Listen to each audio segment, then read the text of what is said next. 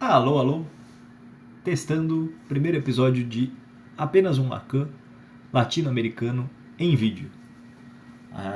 Peço desculpas aos meus ouvintes pela falta de profissionalismo ainda não alcançado na produção dos materiais. Infelizmente, esse não é o Falando Nisso e eu não sou o Christian Dunker. Beijo, tio Dunker. Favor orientar minha tese de doutorado. É nóis. Bom, o que a gente vai fazer aqui? Primeiro, a apresentação desse que vai ser o projeto de uma pesquisa com relatos em vídeo, ou uma tentativa de pesquisa com relatos em vídeo, se tudo der certo.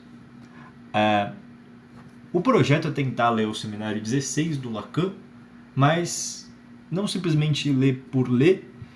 Eu tenho uma hipótese de pesquisa que eu já estou caçando há algum tempo, que no seminário 16 tem uma teoria do discurso do Lacan que daria para, com ela, formalizar uma teoria de discurso, assim, de forma geral, para analisar efeitos de discurso enquanto questões políticas que atravessam a clínica de um psicanalista, que atravessam aí, ciências sociais de forma geral. Então, com uma noção de discurso do seminário 16, a gente vai tentar inventar uma forma de conseguir fazer uma leitura sobre o discurso do racismo, por exemplo. Fazer também uma leitura possível de um discurso antirracista. Fazer uma leitura de um discurso sobre problemas de gênero. Também propor, quem sabe, uma leitura sobre preconceitos de classe, sobre funcionamento do capitalismo neoliberal como discurso, ou sobre colonialidade. Ou seja, enfim, a gente vai tentar pegar as ideias do seminário 16 e transformar ela numa forma geral de análise de discurso, especialmente como os discursos atravessam questões políticas de dominação e de segregação. Então, a gente vai começar com uma leitura de um ponto ali da classe 1 do seminário 16, e a gente vai tentar fazer uma leitura classe por classe do seminário 16 e sempre batendo com a ideia dessa pesquisa. Então, a classe 1 do Lacan, que aliás é um inferno de organizar, como qualquer texto do Lacan, para fazer uma análise em vídeo, então eu bolei uma análise que seja um tanto coloquial, porque uma análise assim mais descritiva, mais minuciosa, mais encadeada da classe apresentada por ele, estava simplesmente um inferno de fazer. Então, se não fosse coloquial, simplesmente não ia dar para fazer. Então, eu vou começar a classe 1 do seminário 16 com Lacan, expressando primeiro o que eu entendo por discurso, porque eu acho que isso vai ser muito importante para afinar os pontos do que a gente vai desenvolver no seminário 16.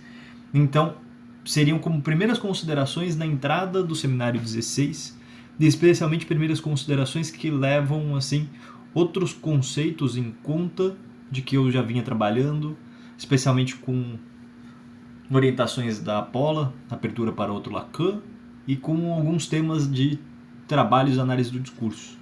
Então, a partir disso, a gente vai tentar formalizar um pouco o que seria o tal do discurso em Lacan. Primeiro, um conceito um tanto geral e depois especificando esse conceito no Lacan.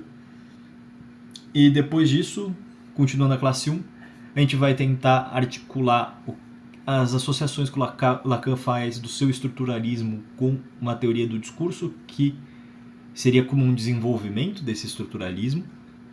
E depois a gente vai entrar finalmente no conceito de mais de gozar, como uma forma como Lacan reinterpreta o conceito de mais-valia. Blá, vamos lá. Espero que não pareça tão porco.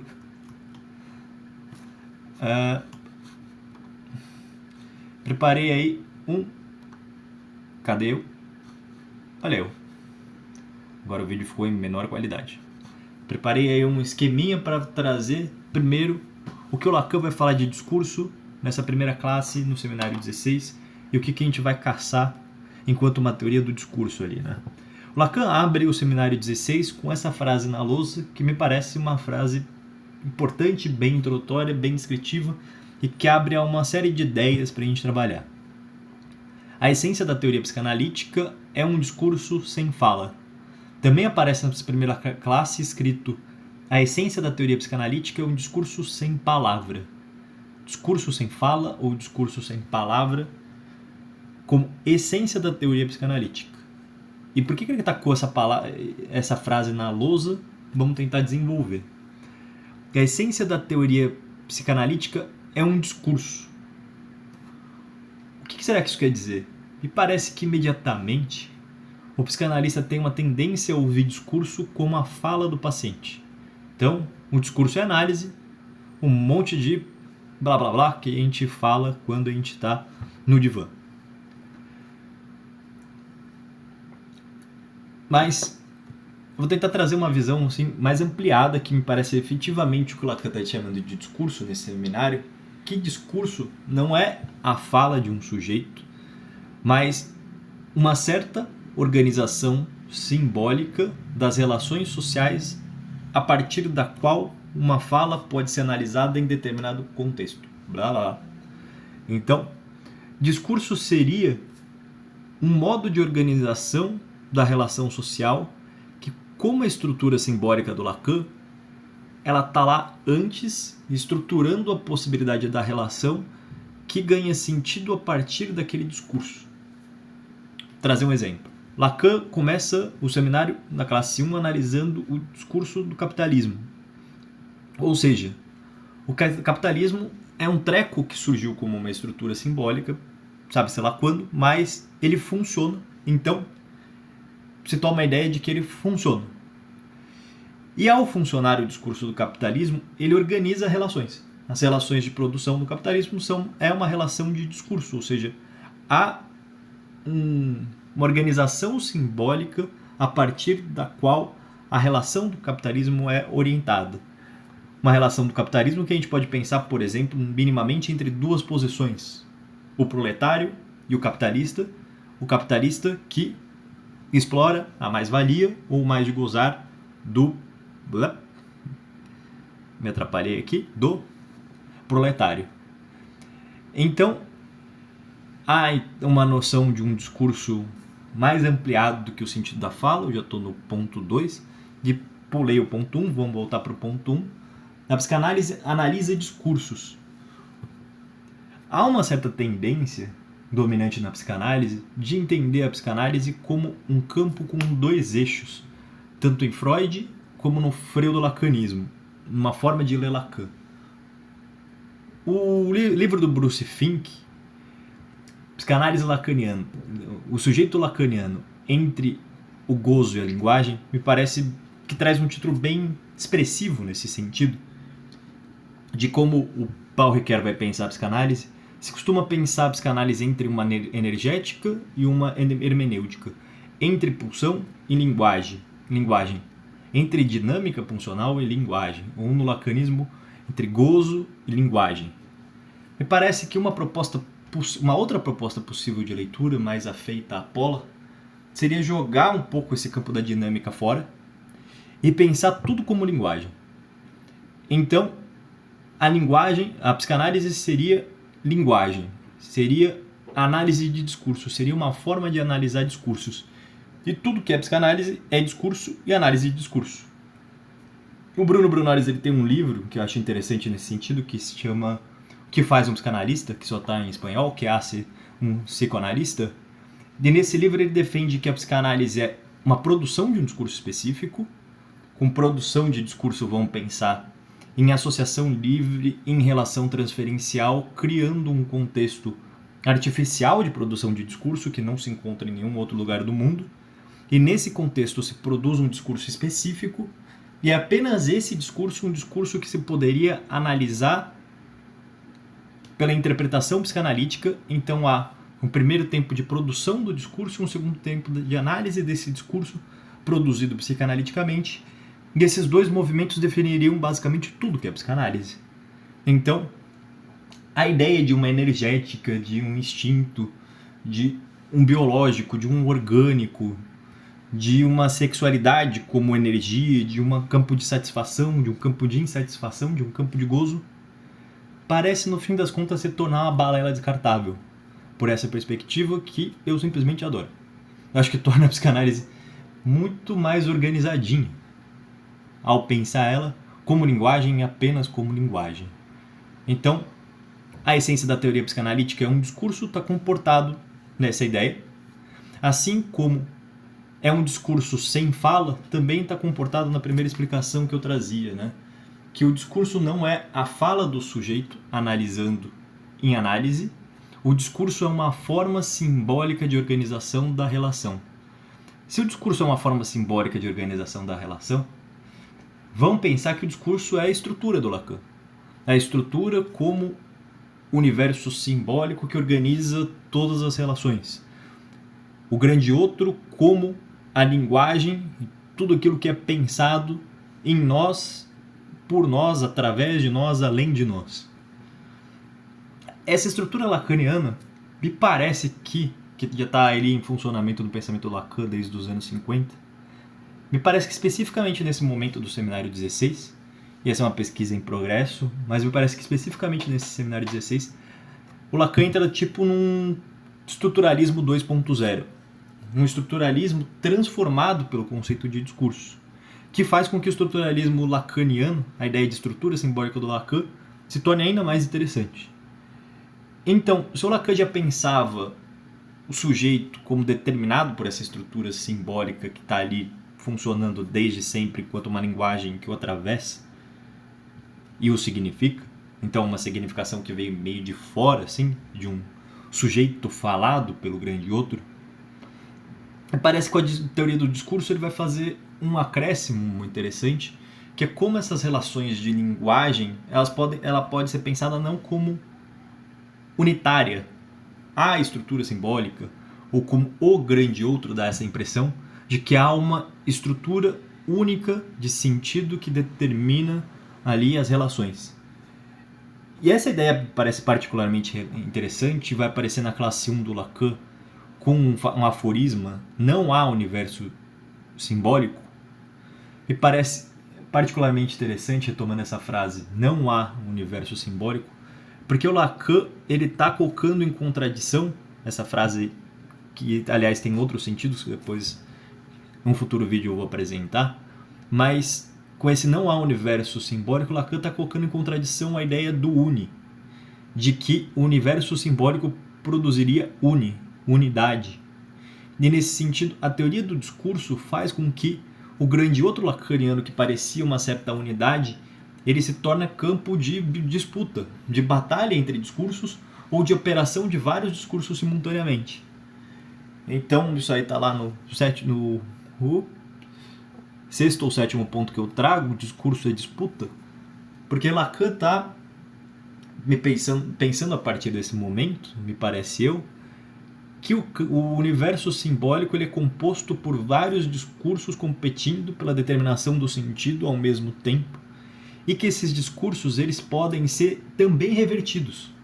Então não só tem um universo simbólico operando, mas tem vários discursos operando ao mesmo tempo, discursos em competição, de ganhar a cena discursiva e nesse sentido determinar uma forma de relação, mas essa forma de relação que se coloca, se propõe por um discurso, ela também pode ser de certa forma revertida, transformada.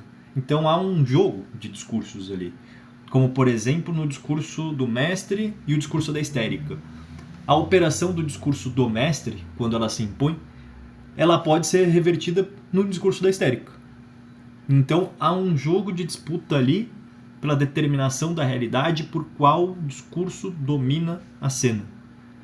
E aqui também estou apresentando uma ideia do Dominique Manguenot, um analista de discurso que eu acho bárbaro para pensar a psicanálise, que é de cena discursiva, que em algum momento dos vídeos eu vou trazer também, porque me parece muito propício para pensar aí que o que o Lacan está chamando de discurso, especialmente essa ideia de que o discurso é disputa.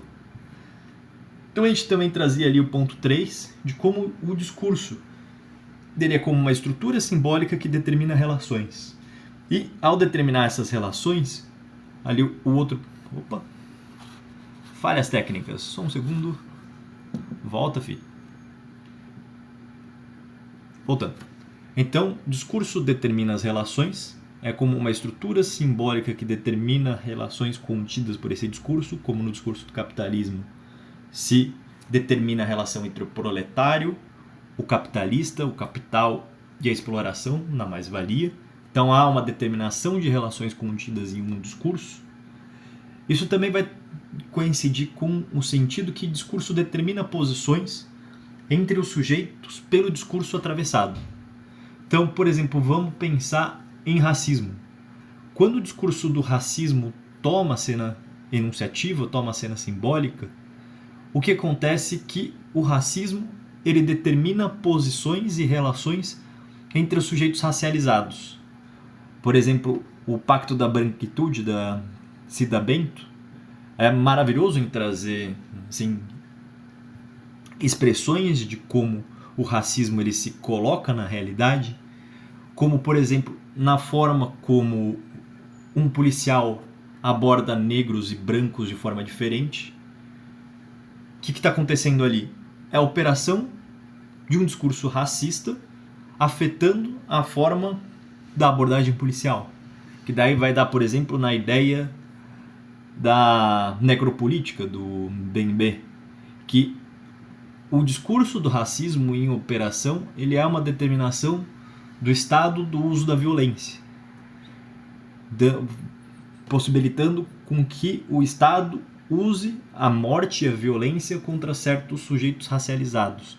Então, é uma instrumentalização da violência, digamos assim, como efeito do discurso do racismo.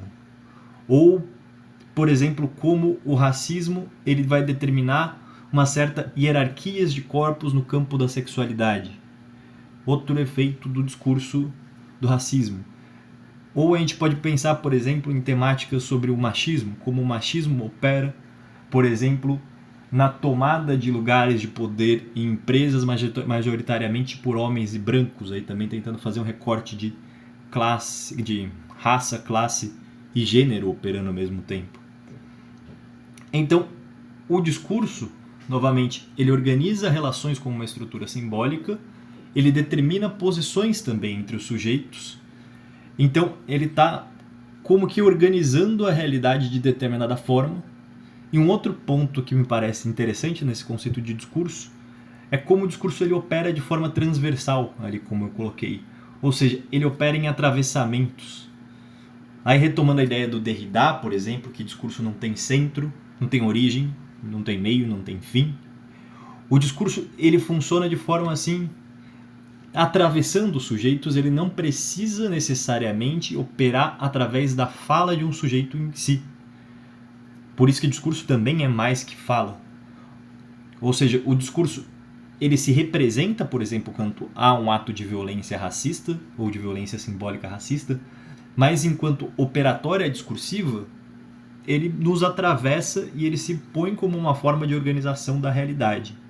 Então, é uma outra ideia interessante sobre discurso, porque traz um sentido de como o discurso, ali lembrando a topologia bidimensional do Lacan, que como o discurso ele não respeita barreiras de interno e externo. Não é o discurso que está dentro de mim e o discurso que está fora de mim. O discurso, ele passa. Ele não está nem aí pela barreira de uma individualidade. Ele atravessa o indivíduo como ele atravessa todo socialmente, de uma forma onde interno e externo perde validade. Daí também a ideia do Lacan do inconsciente como discurso do outro. O discurso como uma forma de compreender a linguagem, onde a ideia de interno e externo não é lá muito propensa. Como, por exemplo, seria os pensamentos do inconsciente meu? Lacan vai propor que não. O inconsciente é também os pensamentos que me atravessam, a partir dos quais eu sou falado, como na ideia do parletre, ou do Ablancer, como na Paula vai se refazer esse conceito, né? De como sou falado pelos outros que há em mim, que me atravessam. Bom, retomei aí psicanálise como um tipo de análise de discurso, discurso como maior que a fala, discurso como determinante das relações, discurso como determinante das posições entre sujeito, discurso como campo de disputa onde não há universo, mas há discursos tomando a determinação da realidade, tomando a cena, discurso enunciativo por tempos e tempos, Discurso como transversal. Um outro ponto que me parece bem interessante é que já no começo do seminário aí, Lacan vai trazer um monte de ideias como dizendo que o discurso ele é efeito de uma época e ele tem na sua produção as contingências históricas na qual ele foi criado. Então ele não poderia ter sido criado antes ou depois, ele é também criado pelo que veio antes e depois dele. Ele tem coordenadas históricas muito importantes na sua criação, como por exemplo a gente pode pensar o capitalismo ou o neoliberalismo como a aceleração do capitalismo e uma intensificação de certos processos do capitalismo. O discurso ele está sempre sendo pensado como o pensamento de uma época, o efeito de uma época, como se uma época pensasse por si, sem precisar das cabeças que a pensam. É parte desse conceito de grande outro do Lacan também, né? Um discurso pensando se pensando em si, por si, através de nós e também através das nossas práticas. Então, a ideia de estrutura no Lacan não era lá muito apresentada em perspectivas históricas, ao passo que a ideia de discurso me parece que abre muito mais a potencialidade de pensar como as coordenadas históricas afetam certos pensamentos, como por exemplo racismo e colonização e colonialidade, vai afetar a ideia da construção do discurso racista. Uma série de pontos aí que eu trouxe para a gente começar a conversar sobre discurso em psicanálise e especialmente sobre a relação entre o discurso em Lacan e a ideia de estrutura em Lacan, que vai ser o ponto que eu vou desenvolver no segundo vídeo, para seguir expressando essa classe 1 do Lacan, né?